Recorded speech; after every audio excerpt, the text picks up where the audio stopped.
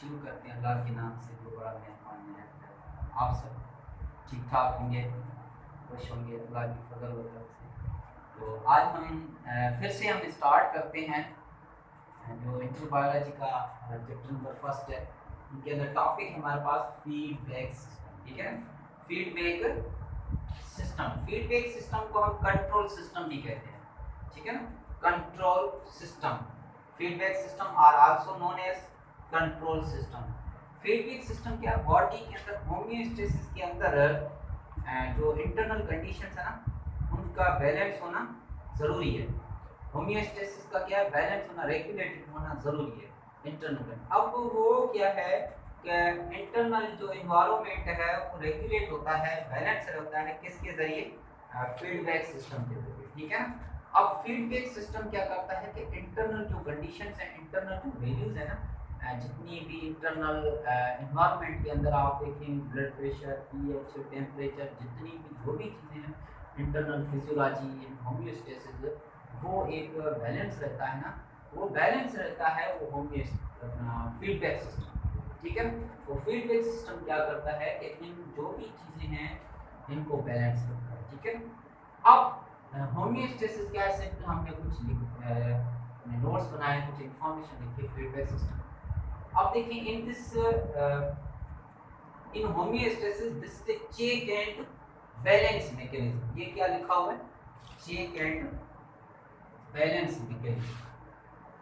Homeostasis में क्या है कि फीडबैक सिस्टम जो है वो क्या करता है, चेक करता है एंड बैलेंस मैकेनिज्म। आप देखें जितनी भी जो चीजें हम इनटेक ले रहे हैं तो बॉडी के अंदर जाहिर है जब भी कोई चीज हम ले रहे हैं तो बॉडी के अंदर चेंजेस आती हैं, जो भी चेंजेस आती हैं उनको चेक करता है फीडबैक सिस्टम, और उनको क्या है फिर बैलेंस करता है, उनको क्या है बैलेंस करता है। मिसाल तो आप देखें पानी हम पी रहे हैं, फ्लूइड ले रहे हैं, फूड ले रहे हैं, जितनी भी जो चीज़ें ले रहे हैं हम, तो बॉडी के जब बॉडी के अंदर हम इनसाइड इनटेक जब हम ले रहे हैं तो बॉडी के अंदर चेंजेस आएगी, जाहिर है चेंजेस आएगी जब कोई चीज़ हम लेंगे, तो उन चेंजेस को जो जितनी चेंजेस आ रही हैं उन चेंजेस को क्या करेगा फीडबैक सिस्टम चेक करेगा, सबसे पहले चेक करेगा और बैलेंस करेगा। चेक एंड बैलेंस मैकेनिज्म जो सिस्टम है which is necessary in body. अब वो क्या है, जो चेक और बैलेंस जो मैकेनिज्म है ना वो बॉडी के लिए तमाम जरूरी है, हमारी बॉडी के लिए, इट मींस होमियोस्टेसिस के लिए जरूरी है। क्यों कि इसलिए कि ड्यू टू दिस सिस्टम, इस सिस्टम की वजह से क्या है इंटरनल जो कंडीशंस है ना बॉडी की, इंटरनल कंडीशन जो है बॉडी को रिमेन्स कांस्टेंट रहती है, वो जो है कांस्टेंट रहती है और रेगुलर फॉर्म में। जितनी भी वो इस सिस्टम के जरिए क्या है कि इंटरनल कंडीशंस को रेगुलर फॉर्म में है और क्या है रिमेन्स कांस्टेंट रहती है। तो ये किसके जरिए, फीडबैक सिस्टम के जरिए, यानी कंट्रोल सिस्टम के जरिए। अब एक डेफिनेशन जो सिंपल डेफिनेशन है हमारे टेक्स्ट बुक के अंदर, टेक्स्ट बुक में लिखा हुआ है चेक एंड बैलेंस सिस्टम। हम अपना टेक्स्ट बुक को फॉलो करेंगे, ठीक है ना। तो check and balance system is called feedback system. तो जो चेक है और बैलेंस सिस्टम इसको हम फीडबैक सिस्टम कहते हैं। सबसे पहले क्या है आपको मैंने बताया कि चेक, जो बॉडी के अंदर जो इंटरनल चेंजेस आती हैं उनको चेक करना और उसके बाद उस चीज को बैलेंस करना, तो ये क्या है फीडबैक सिस्टम। मिसाल पर आप देखें, फॉर एग्जांपल मैं कहूँ दिलीप कुमार, तो क्या है अब जाहिर है दिमाग है ना, दिमाग क्या है, दिमाग उस आवाज को क्या है कैच कर रहा है, क्या कर रहा है बच्चों, कैच कर रहा है, कैच करके वापस कहेगा जी सर, तो क्या रेस्पॉन्स आता है। तो जो हम क्या है इस तरह से क्या है, क्या जो चेंजेस आती हैं ना उनको क्या है फीडबैक सिस्टम जो है वो कंट्रोल करता है, बैलेंस करता है, ठीक है ना।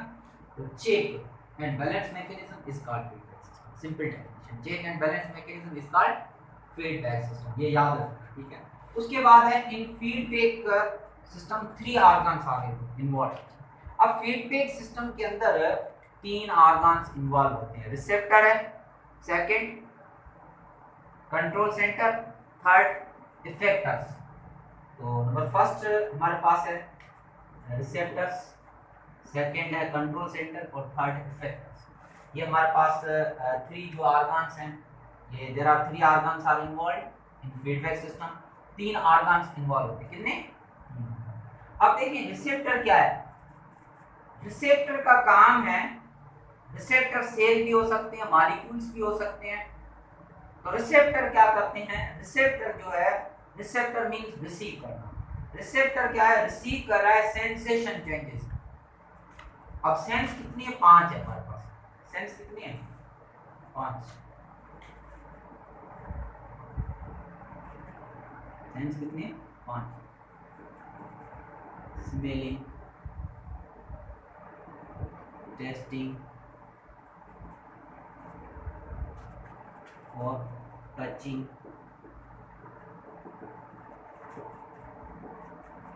हियरिंग और लास्ट में कौन सा रहेगा, smelling, touching, tasting, hearing, sighting. तो ये क्या है हमारे पास, ये सेंस है। यहाँ से क्या है, ये टेस्टिंग, टचिंग, हियरिंग, साइटिंग, यहाँ से क्या है सेंसेशन, जो इंफॉर्मेशन है ना, सेंसेशन, खासियत, ठीक है। सेंसेशन जो चेंजेस आती हैं इनके अंदर, वो रिसेप्टर क्या करेगा, यहाँ से सेंसेशन जो चेंजेस आते हैं उनको रिसीव करेगा, उनको क्या करेगा, रिसीव करेगा और आगे सेंड करेगा किसकी तरफ, कंट्रोल सेंटर की तरफ, ठीक है। तो हम सिंपल डिफाइन करते हैं, receptors then same molecule which receive the information from sensation changes या from sense organs and send to control center, और आगे फिर क्या है, control centre, it means brain, spinal cord की तरफ, ब्रेन की तरफ भेजेगा इंफॉर्मेशन को, ठीक है। तो वो हमारे पास क्या है, रिसेप्टर होता है। तो रिसेप्टर के अंदर फिर क्या है, कंट्रोल सेंटर। कंट्रोल सेंटर क्या करता है, रिसेप्टर से रिसीव करता है इंफॉर्मेशन। दिमाग क्या करेगा, ब्रेन कंट्रोल सेंटर है, ब्रेन कंट्रोल सेंटर है, वो ब्रेन क्या करता है, रिसीव करता है ये जो चेंजेस आ रही है ना, sensation changes, it means receptor से इंफॉर्मेशन रिसीव करेगा और उसके बाद क्या करेगा, interprets the information and send information to the effector. अब उस इंफॉर्मेशन को क्या है, एनालाइज करेगा, डिटरमाइन करेगा, इंटरप्रेट यानी अब वो एक्शन कहाँ पे करना है, जाहिर है अब उसको फिर आगे क्या इफेक्टर की तरफ उस इंफॉर्मेशन को फिर इफेक्टर, अपना कंट्रोल सेंटर के अंदर ब्रेन आता है और स्पाइनल कॉर्ड आता है। ये जरूर याद रखना, दोनों example brain and spinal cord, ये कंट्रोल सेंटर है, ठीक है। अब यहाँ पे आते हैं नेक्स्ट जो हमारा इफेक्टर है, थर्ड।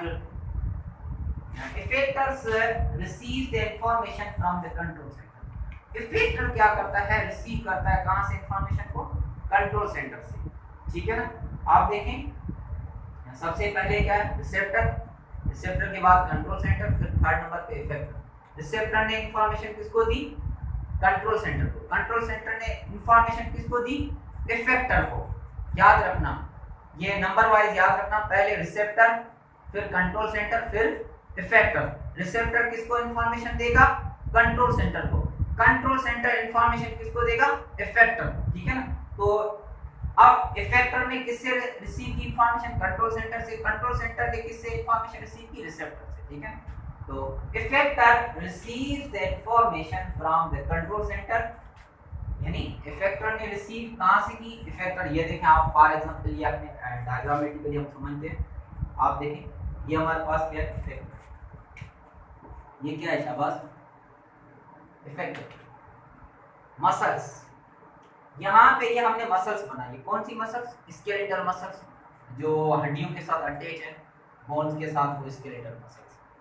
अब देखें स्केलेटल मसल्स क्या है, इफेक्टर। यहाँ से क्या है, स्केलेटल मसल्स ने इंफॉर्मेशन क्या है, रिसीव की है, कहाँ से, ब्रेन से और स्पाइनल कॉर्ड से, ब्रेन से और स्पाइनल कॉर्ड से स्केलेटल मसल्स ने रिसीव की इंफॉर्मेशन। तो ये क्या है, effector, it means effector receive the information from control centre, यहां से रिसीव की, और कंट्रोल सेंटर ने इंफॉर्मेशन कहां से रिसीव की, रिसेप्टर से, ठीक है ना। अब effector receive the information from the control centre, effector ने रिसीव की इंफॉर्मेशन कहां से, कंट्रोल सेंटर से, ठीक है, यहां से रिसीव, और उसके बाद क्या है, produce a response to the condition, फिर क्या है, मसल्स जो है कंडीशन के मुताबिक क्या कर रही है, रेस्पॉन्स दे रही है। ठीक है, आप देखें मिसाल तौर कोई भी चीज़ यहाँ से आप देखें, स्केलेटल मसल्स जो है वो क्या ब्रेन से यहाँ से रिसीव करेंगे इंफॉर्मेशन, उस हिसाब से कंडीशन के मुताबिक क्या है वो रेस्पॉन्स देंगे इफेक्ट्स। ठीक है,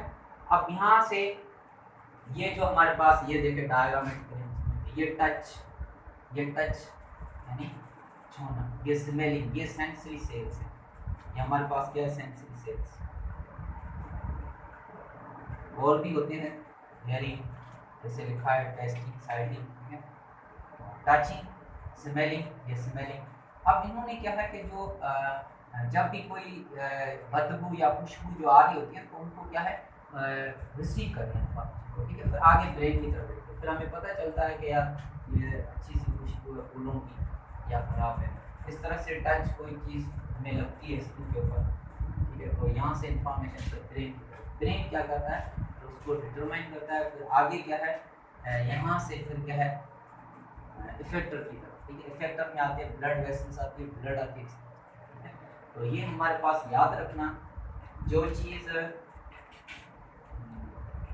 तीन चीज़ें याद रखना इस फीडबैक सिस्टम। अब ये जो फीडबैक सिस्टम है ना, ये होमोस्टेसिस बैलेंस होता है इन तीन आउटकम से, रिसेप्टर, कंट्रोल एंड इफेक्टर। उसके बाद नेक्स्ट जो हमारे पास टाइप्स ऑफ फीडबैक सिस्टम, तो types of feedback system negative है और पॉजिटिव, वो नेक्स्ट हम कल इंशाल्लाह। Thank you so much, I hope this is clear of the topic feedback system.